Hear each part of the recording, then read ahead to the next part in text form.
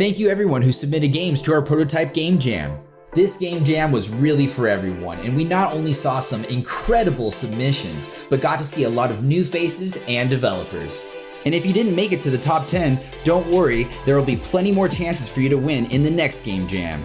Let's hear what the judges at Kwalee have to say. I think Bandit was another absolutely fantastic submission, and it's got this bright, colourful, just very build environment that it feels really nice to kind of play on.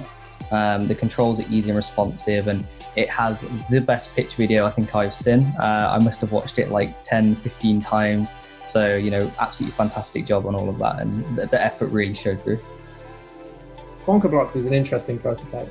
The controls are complex and quite difficult to pick up quickly, and the game design becomes quite challenging quite fast. That said, there are some really cool mechanics in this game that I think are worth exploring. Bullet's journey has Matrix-like action in the game. The way you hit the enemies and keep your allies safe were succeeded with easy game control. Gameplay is easy to understand. It has simple UI, bright color, great visual experience. It makes you feel you can master it within seconds. Color Swatch was a great game to come from the Game Jam. As you know, there's a lot of puzzle games that come through on hyper casual, but what was really good about Color Swatch, it had this kind of unique little twist on it with the combination of colors and sliding the blocks along. It was really well implemented. I was very, very impressed with the overall quality of it.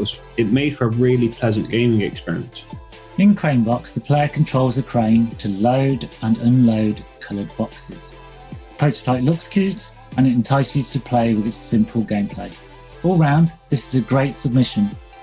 Keeping an eye on the cubes to catch and running the vehicles is a cool combination of two different mechanics. The perspective of camera is well chosen to reflect the game environment perfectly. The sense of achievements comes fast and makes you want to keep the challenge coming.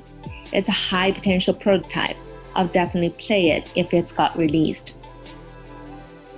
The core mechanic of Scale Run is something that could be extended upon to bring more engaging and joyful moments to players. There are already some great moments in this prototype, so I'd love to see what the developer does with more time than just 72 hours. The visuals, the animation, the whole concept of the game, it was very, very well polished. The little knight running around and the animations it had, it was just really well done. So I was very, very impressed with this game. Don't forget to tune in this week when we announce the Game Jam winners.